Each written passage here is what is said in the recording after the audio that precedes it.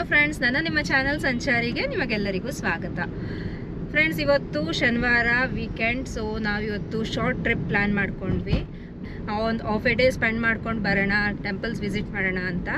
ಆದರೆ ಮಾರ್ನಿಂಗೇ ನಾವು ಹೋಗಬೇಕಾಗಿತ್ತು. ನಿಮ್ಗೆಲ್ಲರಿಗೂ ಗೊತ್ತು, ನಾವು ಹೋದರೆ ಅರ್ಲಿ ಮಾರ್ನಿಂಗ್ ಹೋಗ್ತೀವಿ.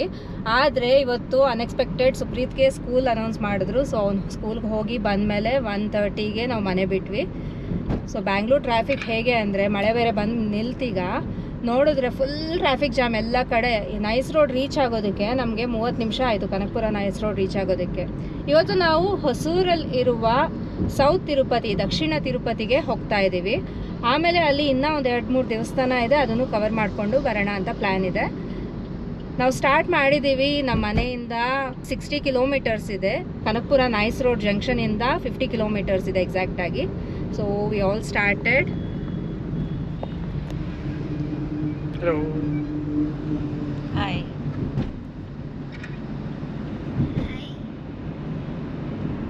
ಸುಪ್ರೀತ್ ಕಂಪ್ಲೀಟ್ ಟಯರ್ಡ್ ಆಗೋಗಿದ್ದಾನೆ. ಮಾರ್ನಿಂಗ್ 4:30ಗೆ ಅವನು ಎದ್ದು ಸ್ವಿಮ್ಮಿಂಗ್ ಹೋದ, ಬಂದು ಸ್ಕೂಲ್ಗೆ ಹೋದ, ಈಗ ಬಂದು ಮತ್ತೆ ಕಾರ್ ಹತ್ತಿದ್ದಾನೆ. ಊಟ ಸಹ ಕಾರಲ್ಲಿ ತಂದು ಕೊಟ್ಟಿದ್ದೀನಿ ಅವನಿಗೆ, ಟೈಮ್ ಇಲ್ಲ ನಡೆಯೋ ಅಂತ. ಫುಲ್ ಟಯರ್ಡ್, ಇನ್ನು ಸ್ವಲ್ಪ ಹೊತ್ತಿಗೆ ಮಲಗಿಬಿಡ್ತಾನೆ.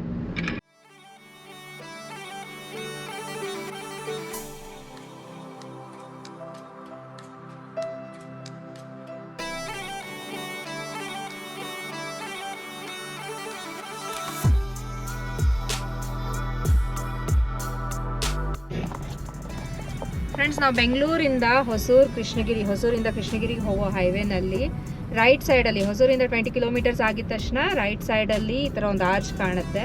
ಆಮೇಲೆ ಬೋರ್ಡ್ ಸಹ ಹಾಕಿದ್ದಾರೆ, ದಕ್ಷಿಣ ತಿರುಪತಿ ಅಂತ. ಅಲ್ಲಿ ಡಿವಿಯೇಷನ್ ತೊಗೊಬೇಕು ನಾವು.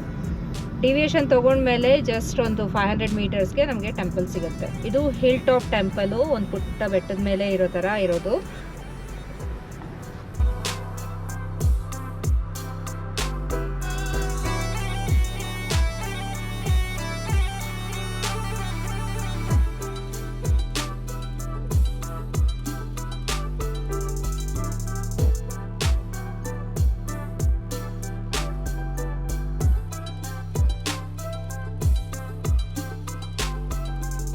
ಇದೆಷ್ಟು ಇಯರ್ಸ್ ಮುಂಚೆ ಟೆಂಪಲ್ಲು?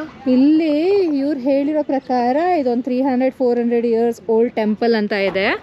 ಬಟ್ ನಾವು ಗೂಗಲ್ ಮಾಡಿದಾಗ ಇದು ಟೆಂಪಲ್ ಬಗ್ಗೆ ಅಷ್ಟು ಮಾಹಿತಿ ನನಗೆ ಸಿಗಲಿಲ್ಲ.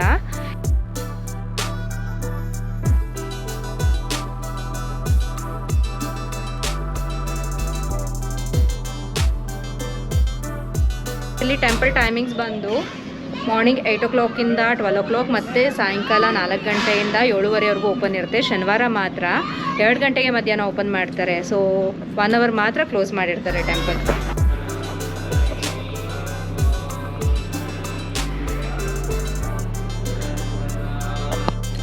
ಫ್ರೆಂಡ್ಸ್, ನಾವಿವಾಗ ದಕ್ಷಿಣ ತಿರುಪತಿನಲ್ಲಿದ್ದೀವಿ.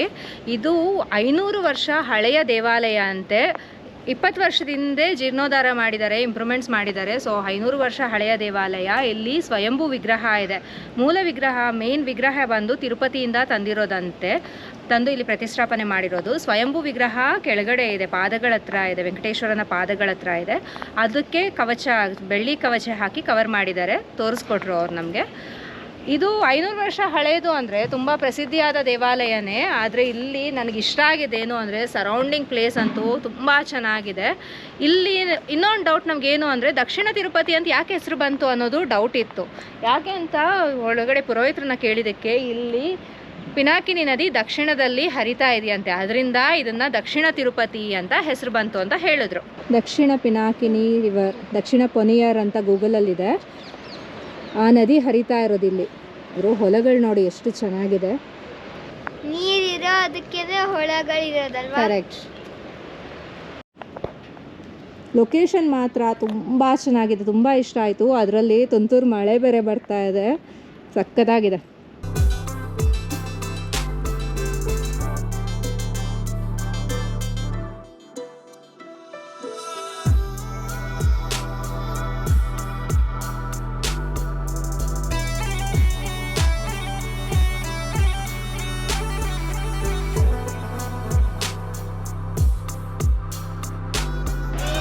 ದಕ್ಷಿಣ ಪಿನಾಕಿನಿ ನದಿ.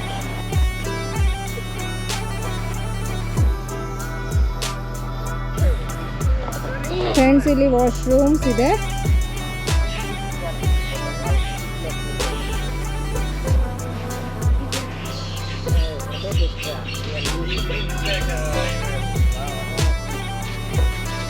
ಫ್ರೆಂಡ್ಸ್, ಮನೆಯಲ್ಲಿ ಪಲಾವ್ ಮಾಡಿದ್ದೆ, ಇಲ್ಲಿ ಬಂದು ತಿನ್ನೋಣ ಅಂತಾನೆ ತೊಗೊಂಡು ಬಂದ್ಬಿಟ್ವಿ. ಅಲ್ಲಿ ತಿನ್ನೋದು ಬೇಡ, 1 o'clockಗೆ ಆಗೋಗಿತ್ತಲ್ವಾ, 1 o'clock ಬಿಟ್ವಿ ಅಂತ ತೊಗೊಂಬಂದ್ವಿ.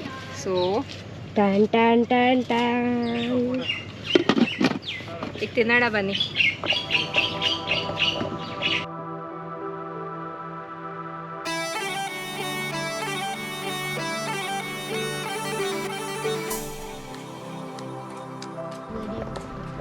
ಫ್ರೆಂಡ್ಸ್, ಈ ದಕ್ಷಿಣ ತಿರುಪತಿ ವೆಂಕಟರಮಣನ ದರ್ಶನ ಮಾಡಿಕೊಂಡು ಹೊರಡ್ತಾ ಇದ್ದೀವಿ. ಈಗ ಅಲ್ಲಿ ನದಿ ಹರಿತಾ ಇದೆ ಅಲ್ವಾ, ನದಿ ಹತ್ರ ಹೋಗ್ತಾ ಇದ್ದೀವಿ.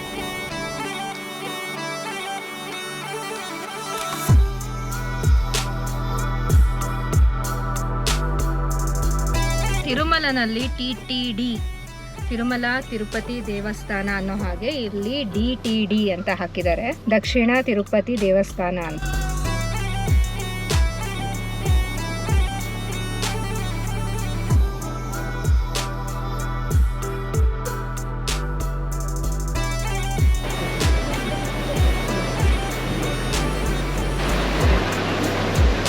ಫ್ರೆಂಡ್ಸ್, ಅದೇ ದೇವಾಲಯ, ಅಲ್ಲಿಂದ ಬಂದ್ವಿ. ಈಗ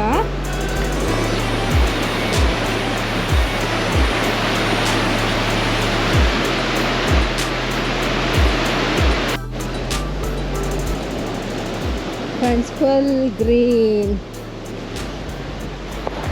ನಮ್ಮ ಬೆಂಗಳೂರಲ್ಲಿ ಈ ಥರ ಹೊಲಗಳೆಲ್ಲೂ ಕಾಣೋದೇ ಇಲ್ಲ, ಗ್ರೀನರಿ ಕಾಣೋದೇ ಕಮ್ಮಿ ಆಗೋಗಿದೆ. ಎಲ್ಲಿ ನೋಡಿದ್ರು ಬಿಲ್ಡಿಂಗ್ಸು, ಅಪಾರ್ಟ್ಮೆಂಟ್ಸು, ಫ್ಯಾಕ್ಟ್ರೀಸು ಇದೇ ಆಗೋಗ್ತಾ ಇದೆ. ಈ ನಡುವೆ ಈ ಥರ ಬಂದಾಗ ತುಂಬ ಚೆನ್ನಾಗಿ ಅನಿಸುತ್ತೆ. ನನಗಂತೂ ತುಂಬ ಇಷ್ಟ ಈ ಥರ ನೇಚರಲ್ಲಿ ಹೋಗೋದಕ್ಕೆ. ನಮ್ಮ ಫ್ಯಾಮಿಲಿಗಂತೂ ಸಿಕ್ಕಾಪಟ್ಟೆ ಇಷ್ಟ ಈ ಥರ ನೇಚರಲ್ಲೆಲ್ಲ ಸ್ಪೆಂಡ್ ಮಾಡೋದಕ್ಕೆ. ನಾವು ಬಂದರೆ ಈ ಥರ ರೋಡ್ಸಲ್ಲೇ ತುಂಬ ಟೈಮ್ ಸ್ಪೆಂಡ್ ಮಾಡಿಬಿಡ್ತೀವಿ. ನೋಡಿ ಹೇಗಿದೆ ನೋಡಿ.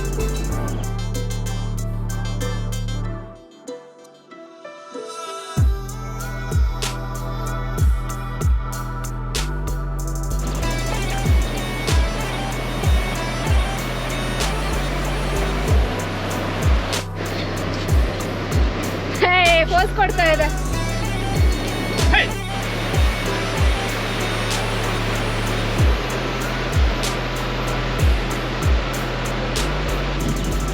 ನಮ್ಮ ಸುಂದ್ರಮ್ಮನ್ಗೆ ಫೋಟೋಗ್ರಫಿ ಸೆಷನ್ ನಡೀತಾ ಇದೆ.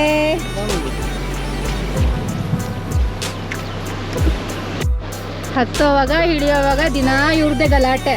ನಿಮ್ಗೆ ಇಷ್ಟು ದಿನ ತೋರಿಸಿರ್ಲಿಲ್ಲ ಅಲ್ಲ ವೀಡಿಯೋಸಲ್ಲಿ, ಇಬ್ಬರು ಜಗಳ ಆಡೋದೇ ಕೆಲಸ.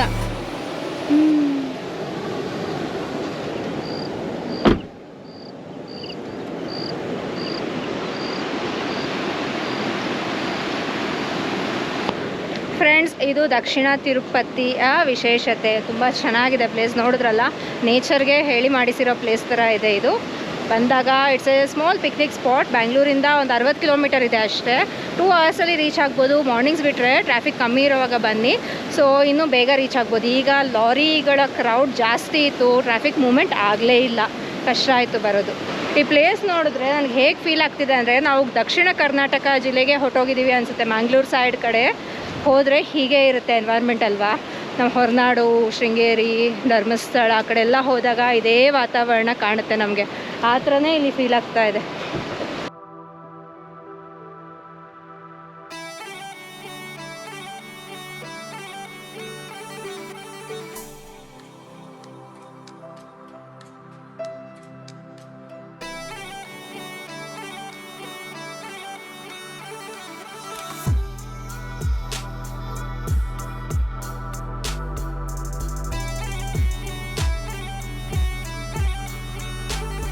National Highway 44.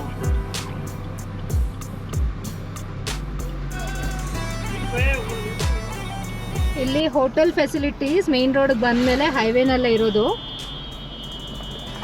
Both veg and non veg hotels available ಇದೆ ಮೇನ್ ಹೈವೇನಲ್ಲಿ.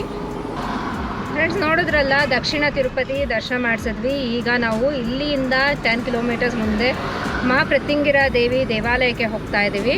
ಆ ದೇವಾಲಯದ ಬಗ್ಗೆ ಡೀಟೇಲ್ಸ್ ನಿಮಗೆ ನೆಕ್ಸ್ಟ್ ಎಪಿಸೋಡಲ್ಲಿ ಕೊಡ್ತೀನಿ. So until then keep watching, wait ಮಾಡಿ ನೆಕ್ಸ್ಟ್ ಎಪಿಸೋಡ್ಗೆ. ದೇವಾಲಯದ ವಿಶೇಷತೆಗಳು ನಿಮಗೆ ತಿಳಿಸ್ತೀನಿ. ಇಲ್ಲಿಗೆ ನಾನು ಈ ಸಂಚಿಕೆ ಮುಗಿಸ್ತಾ ಇದ್ದೀನಿ. ನಾನು ನಿಮ್ಮ ಸಂಚಾರಿ, ಬನ್ನಿ ಜೊತೆಗೆ ಮಾಡೋಣ ವಿಹಾರಿ. ಬಾಯ್.